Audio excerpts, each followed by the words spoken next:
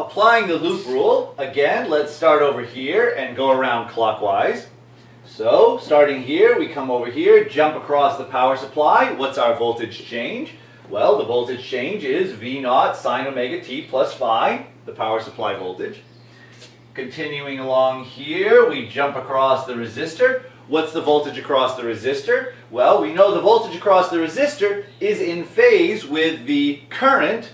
So the current is sine omega t. The voltage across the resistor will be, again, a voltage drop, minus some amplitude. We'll call the amplitude of the voltage across the resistor VR0 sine omega t, in phase with the current, where we know that VR0 is proportional to the current amplitude, so that VR0 is RI0.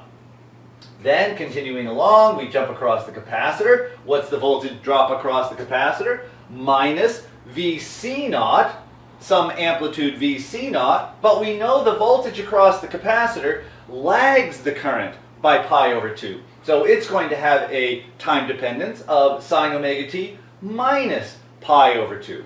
Where the amplitude, the voltage amplitude across the capacitor, VC0, we know is proportional to the current, where VC0 is equal to XC I0. Remember, these we got right from looking at each one individually.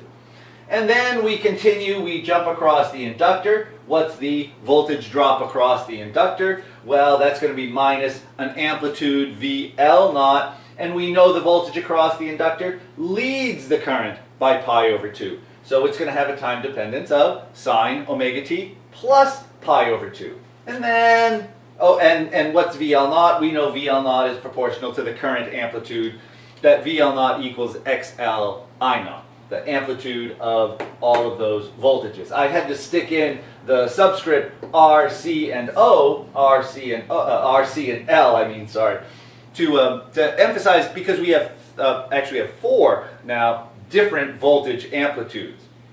Amplitude of the power supply, amplitude of the voltage across the resistor, amplitude of the voltage across the capacitor, and amplitude of the voltage across the inductor. Then what happens? We are back to where we started, so all of this equals 0. I'm going to take these 3 negative terms, bring them to the other side, and that leaves us with V0 sine omega t plus phi equals VR0 sine omega t plus VC0 sine omega t minus pi over 2 plus VL0 sine omega t plus pi over 2. Now, what we need to do is to see if we can't figure out some relationship between these quantities. Is there a relationship between these applied voltages, and what is that relationship? Is there anything we can get from this? Well, let's look at this equation. We've got some number times the sine of an angle, and that equals some number times the sine of another angle, plus some number times the sine of another angle, plus some number times the sine of another angle. Does that look familiar? Does that look like anything we've seen before?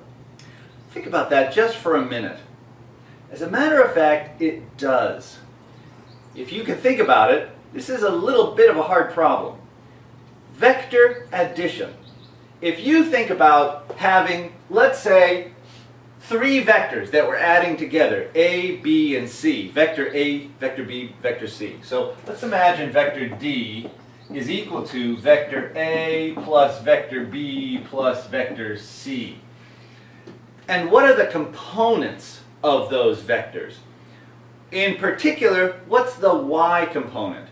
Let's imagine that each one has some value, some angle relative to the x-axis. The y component would be d sine of whatever the angle is for vector d. And the y component for d must equal the sum of the y components. In other words, dy equals ay plus by plus cy. This then must equal a plus sine of the angle for a plus b times the sine of the b times the sine of the angle for b plus c times the sine of the angle for c. Well, that is just what we have up here. It looks like vector addition. It's not vector addition. These are not vectors, but they certainly look like vectors. We'll actually refer to them as something like vectors. We'll call them phasors. we're going to pretend that they're vectors and add them like they were vectors. But what we're really doing is comparing these different things because they have different phases, and that's why we call them phasors. It's a mathematical trick that we'll use to simplify the problem and figure out what's happening. Great. Let's draw these as if they were vectors. We'll draw their phasors and see what happens when we try to add them together. Let's draw these phasors on the right side first. The resistor phasor, the voltage across the resistor. VR0 sine omega t. So that's going to be a phasor, or a vector, with an amplitude of VR0 at an angle of omega t. Well, we're not sure where omega t is. Let's just pick some value for omega t, and we'll draw it in. So here is our first phasor.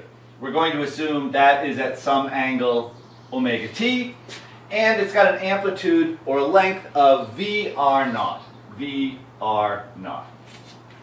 Let's just notice, though, as time progresses, as we look at this in later and later times, omega t is going to be larger, so this phasor will actually be rotating around like this.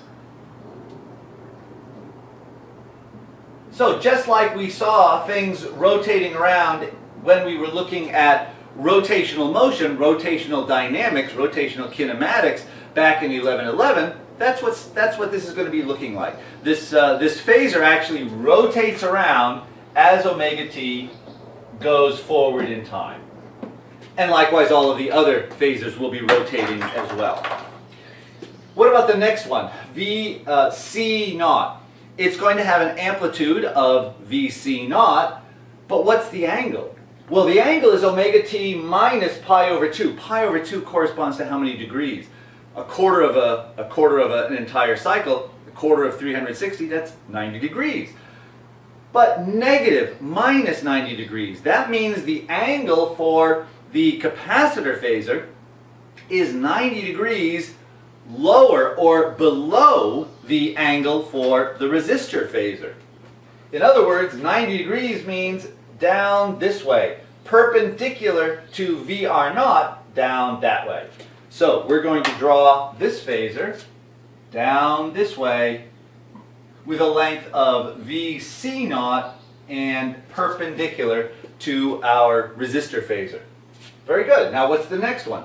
VL0, that's going to have an amplitude of VL0, but at an angle of omega t plus pi over 2.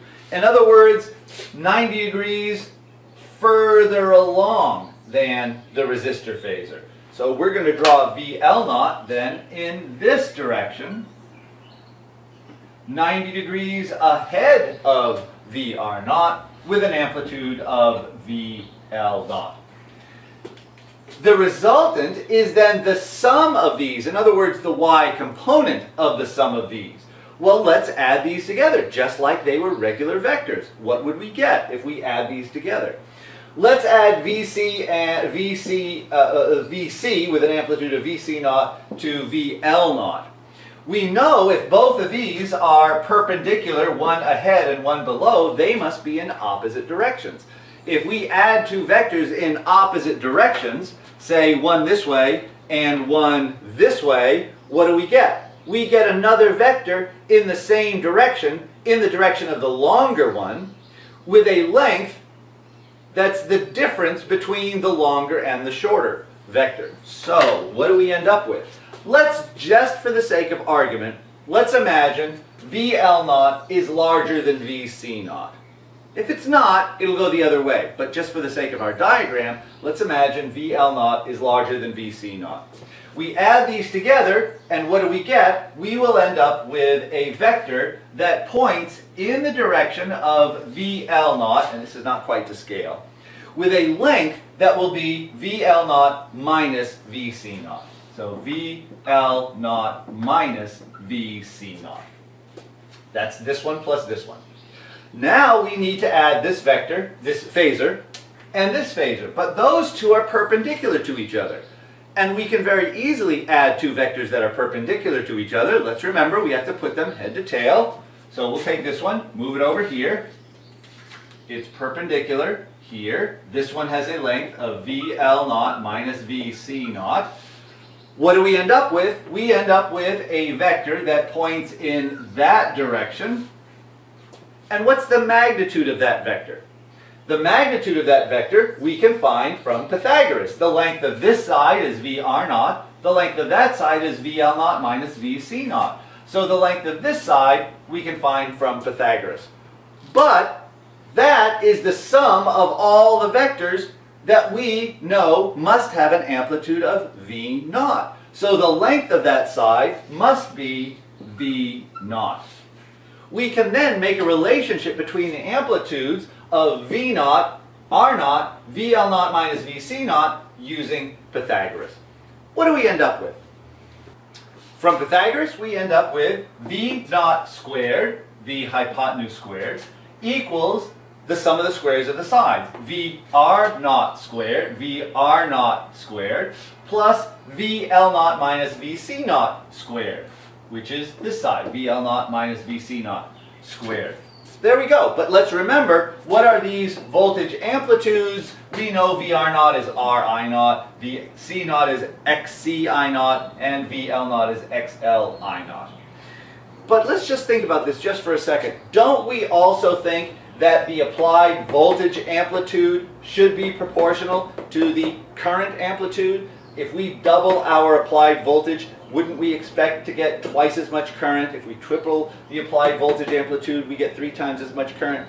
Yes, we would expect that. So we would also expect V0 to be proportional to I0. So let's write that as a relationship. We would expect that V0 should be proportional to I0 with what constant of proportionality? Well, again, it looks like some kind of resistance, but we know it's not a resistance. We won't even call it a reactance, because a reactance we typically reserve for just the capacitor by itself or just an inductor by itself. We'll call it something else. And rather than X, we'll call it capital Z. Z is what we call the impedance.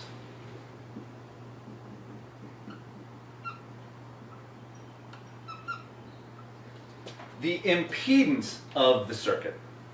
Let's take these results and put them into our equation over here. And what do we get? Well, V0 is now Z I0, and we square that.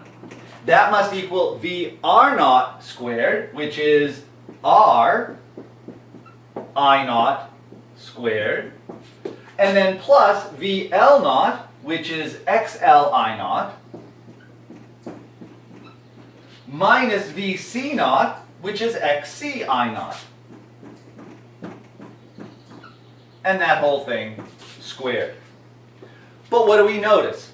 We have an I0 squared equals I0 squared, and pulling out an I0, I0 squared. We can factor out an I0 from both sides, I0 squared from both sides. That cancels the I0 here, the I0 here, and the I0s here. Take the square root, and what do we end up with? We end up with a result for the impedance. Z is equal to R squared plus XL minus XC squared. That's Z squared. To find Z, we take the square root. And there we have a result for the impedance.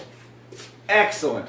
What we have found is a relationship between our applied voltage, V0, the responding current, I0. V0 equals Z I0. We again have something very, very similar. It looks like Ohm's law. But rather than a resistance, we have a much more complicated quantity here, Z, where Z is the impedance for an RCL circuit that involves all 3 of these things. It involves the resistance, it involves the reactances, and the reactances, remember, involve L and C and omega. So the impedance of the circuit actually depends on omega as well. We'll come back to that in a second. Are we done? Have we finished?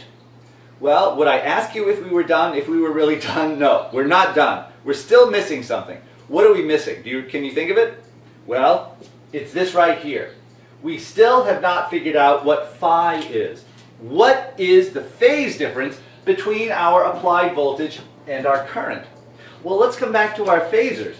Phi is the amount the voltage leads the current. It's the angle that the voltage leads the current. Well, let's come back here. Remember, the current is at an angle or a phase of omega t. That's omega t right here. The current is in phase with the voltage across the resistor. And here is the phasor that represents the voltage across the entire circuit, of the voltage from the power supply. How much does this lead the current? It leads it by this amount right here. That is our angle phi. We can figure out what phi is right from our triangle right here. We know that tangent phi equals opposite over adjacent, so we could write right from this triangle that tangent phi equals this side over this side. Let me erase some of this and we'll do that.